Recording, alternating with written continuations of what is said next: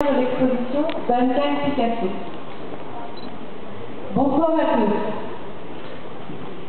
Picasso aimait le soleil, mais comme dirait Enrico Macias, les gens du Nord ont dans leur cœur le soleil qu'ils n'ont pas dehors.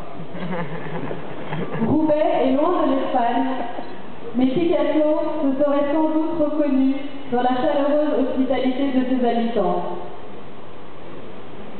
De multiples raisons pourraient expliquer la présence de cette exposition dans ce superbe musée qu'est la piscine. J'en retiendrai deux qui renvoient chacune à une œuvre présente dans l'exposition. Roubaix n'est pas la patrie de la tauromachie, mais celle du vélo, à travers sa célèbre course Paris-Roubaix.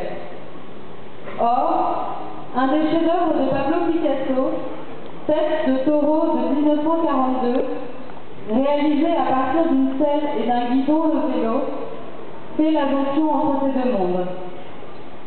À ce propos, Picasso déclare « En un éclair, ces deux objets trouvés se sont associés dans mon esprit. » Il a sans doute fallu à Picasso d'être non seulement rapide comme l'éclair, mais aussi courageux, pour oser envoyer ce pavé dans la mare artistique. Picasso se croyait chaman. Comment ne pas voir dans cette selle une sorte de prémonition et un hommage à la course surnommée la dure des durs.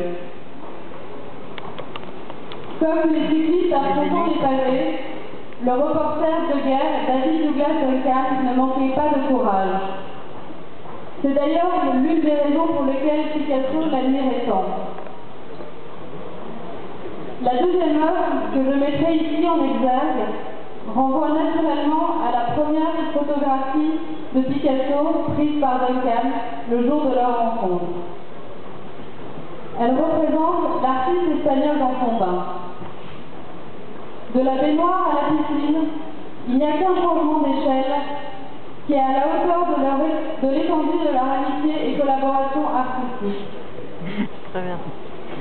Pour Duncan, cette exposition est non seulement un hommage, mais aussi une reconnaissance de son extraordinaire amitié avec la famille Picasso.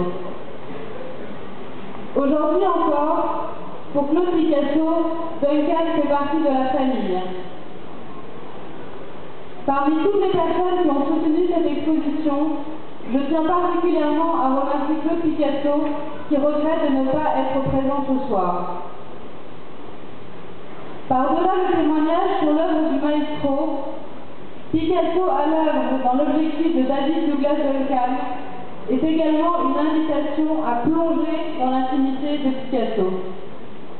Merci d'être venus si nombreux. Bonne